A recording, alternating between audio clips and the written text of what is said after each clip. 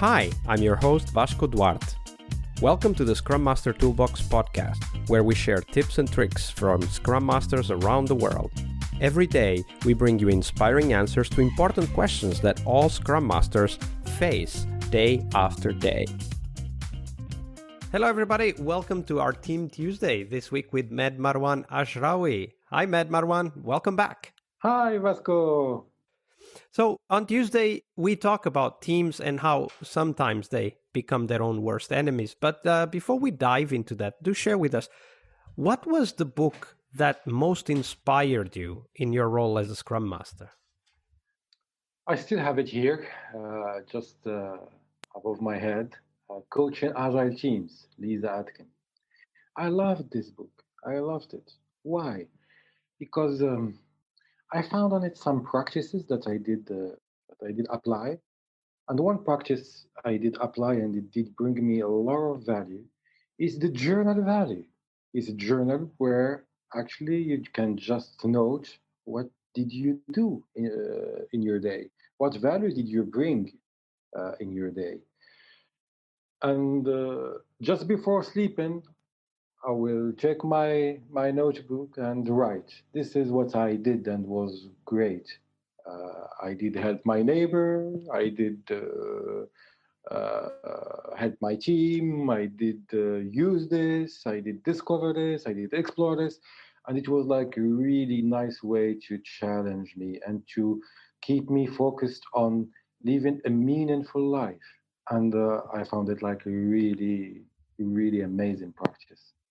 Absolutely. So we've talked about this book quite a few times here on the podcast, but everybody has a different take on it. So I really enjoyed hearing that you valued the value journal and also why that's important for you. So thank you for sharing that, Med Marouane. Thanks to you, Vasco. Thanks to you. So on Tuesdays, of course, we also talk about teams. So let's dive straight into that story of a team. Tell us a little bit about the context so that we know, the size of the team, what type of organization, what type of project. But then walk us through that process that kind of led the team to problems, but started maybe with small things, I don't know, like small behaviors, whatever that was, that ultimately grew and maybe got out of control and caused big problems for the team. But tell us that story, like step by step. What were the signs that, when you look back, were telling you that something else was going on? Yes, to be honest, when I was like in teams at the team level as a Scrum Master, it was going well because people, they just exhibit a behavior and it's still controllable and people, they like it. So when you have a team of 12 people, 10 people, normally it goes well, it's still something, let's say, that you can handle as a Scrum Master.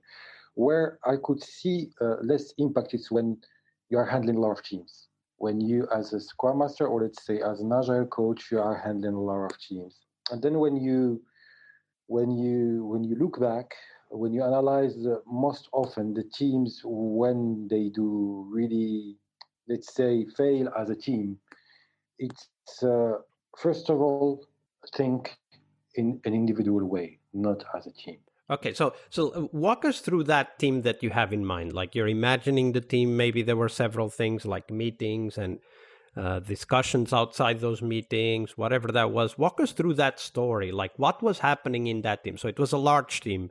We understand that. Yeah, it was a large team, a team of teams. And a team of teams, so there were like several teams. It was like really a big transformation. So I would say a lot of teams, more than 10 teams.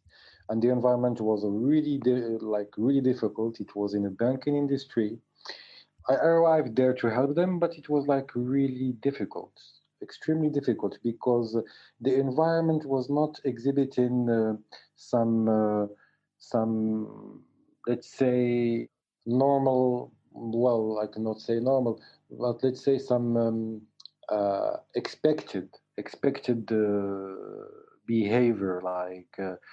So what were they doing? Like how were their stand-ups? How did they interact? How did they tackle blockers? What was happening at that time?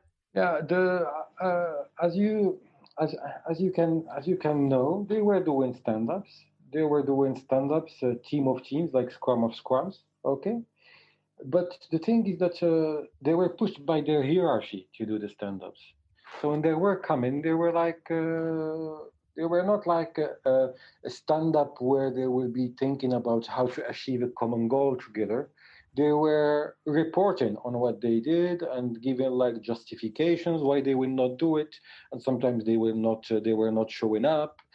Um, so here, the thing is that you will do, for instance, a workshop, and then we will end up with the action plan.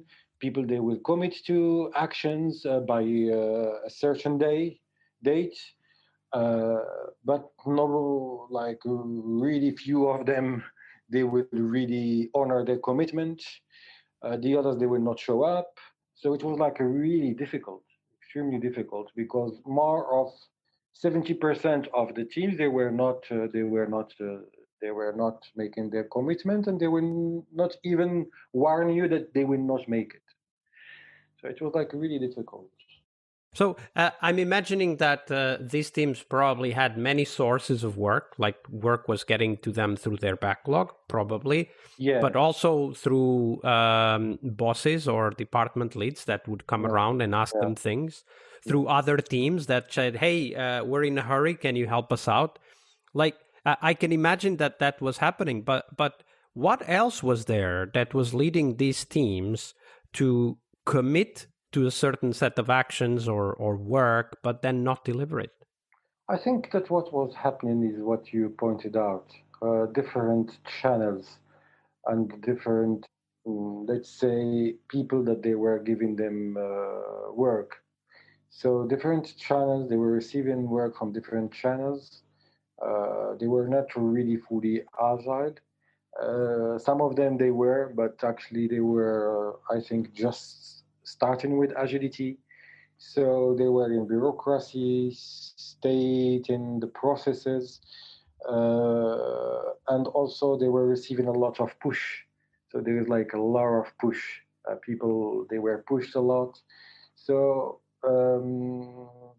I think that in general the culture that was fostered it was like hierarchical, and they were receiving a lot of push, so they were not responding. Large push and the different and multi-channel and they were receiving work from different channels. So I think that was the main problem. Yeah, absolutely. As Scrum Masters, like one of the things that we should be aware of is that no matter how much effort we put into the Scrum and to the structure of Scrum, if we don't follow it, and a very practical way in which that happens is when you have multiple backlogs for the same team, and maybe one is visible and understood, but then there's all of this kind of backlogs that are not visible, they're not managed, they're not understood, like your email, your Slack messages, Your maybe WhatsApp. taps on the shoulder, WhatsApp, weekend phone calls with some boss that just happened to remember something and wants you to implement it right away. Like that's a very easy, I will call it an assessment question to have, which is, where is work coming from for this team? Do we only work on things from the backlog? And if yes, then great, Scrum may actually be a good fit there. But if the team is getting work from all kinds of sources, including phone calls in the middle of the weekend, or SMSs, or emails in a hurry, like, of course, then at that time, Scrum can't work because the team can't commit to what they're doing, and they can't collaborate because they're being interrupted all the time. Definitely. I think it's really important what you mentioned, Vasco, the importance of like the role of a product owner, like someone that is really owner of the backlog, all the items, all the channels, the backlog, or the list of user stories, tasks, and technical tasks, and all the things that are handled by the team. And in order to establish a kind of a flow, and in order to make sure that we really apply kind of agility, sustainable pace, and that people are feeling like considered. It's just like let's say a must, I would say, to have one backlog, one channel to the teamwork. Yeah, absolutely. Only one backlog for the team. Thank you for sharing that tip with us, Med Marouane. Thanks to you. Always a pleasure. Tuesday is Team Day here on the Scrum Master Toolbox podcast. But tomorrow we talk about something that goes beyond the work we do with the teams. We will talk about how to lead change and what our guests have learned from leading and participating in change programs during their career. See you tomorrow. We really hope you liked our show. And if you did, why not rate this podcast on Stitcher or iTunes? Share this podcast and let other Scrum Masters know about this valuable resource for their work. Remember that sharing is caring.